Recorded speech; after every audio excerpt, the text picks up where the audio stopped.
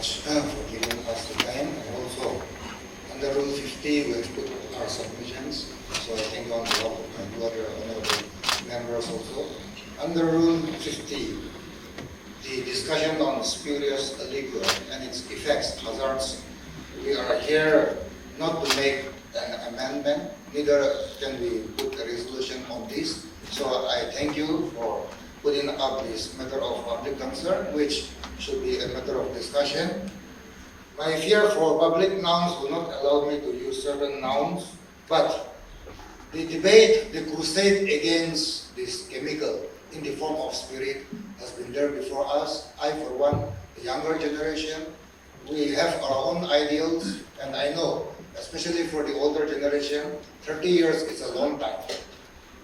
I also represent a constituency where we have the highest church density, that is 10,000 Angamit, and I'm also proud or not proud to say that we have the highest density of bootlegger shops. The lifting of prohibition, I believe, will not increase the existing flow of liquor in my area. Given our geographical challenges, there are pockets where liquors are flowing up and down. And of course, when you hold the bottle, when you hold the spirit, there is already a consumer advisory that it is injurious to health. We did not mention. The state regulates certain food items, certain food choices for the public, and accordingly it is put into the market, alcohol being one. And therefore, whether we should openly or not openly, I think it's a matter of discussion. There are two thoughts here.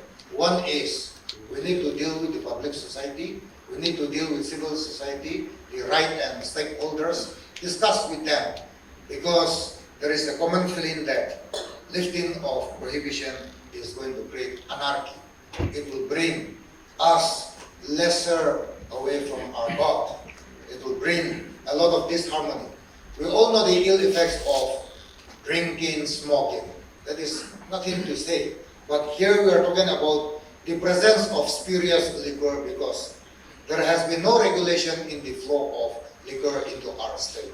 And therefore, today the discussion here is we are elected by the public, and we cannot afford to go against the public.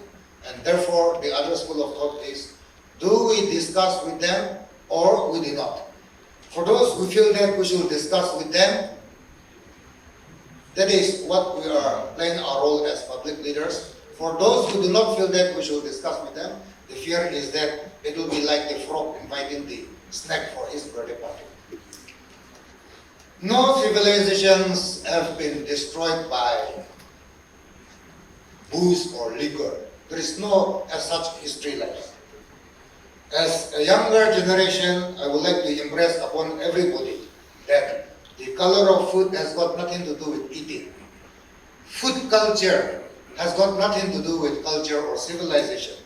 Today we are demonizing liquor, and I think this tastes very bad for a young society, for the younger generation. The rule of law must be applied. There should be respect for law. There should be respect for rule of law. At this rate, there may be anti-Christian movement, given the crusade. There will be total anarchy. So the patrimony of the white man's burden, which we have inherited, is what we see today. And therefore, for us to educate our people, I think we need to work together. Today, the locus standi of certain section of society is based on the belief that individual liberty must be controlled in the interest of the public welfare. And here, I would like to also mention that personal liberty should not be allowed to mitigate or upsurge the interest of the community as a whole. And here, today, I must bring to your notice, when we fly over the Sharia states of the Arab world, where liquor drinking is prohibited, the aeroplane flying over these countries do not serve alcohol till we cross their borderlines. Have we applied that same principle as a prohibition state? Because in the middle of the night, so many international flights are crossing over Nagaland.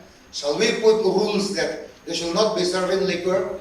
So to bring to the point here, and I'll end here, the idea of demonizing liquor, it's bad state, it's bad for the younger generation. The kind of multi-core buildings which exist in even the poorest of the poorest villages, and the kind of Sharia laws, the kind of fanaticism which is driving us against the demonization of a particular food.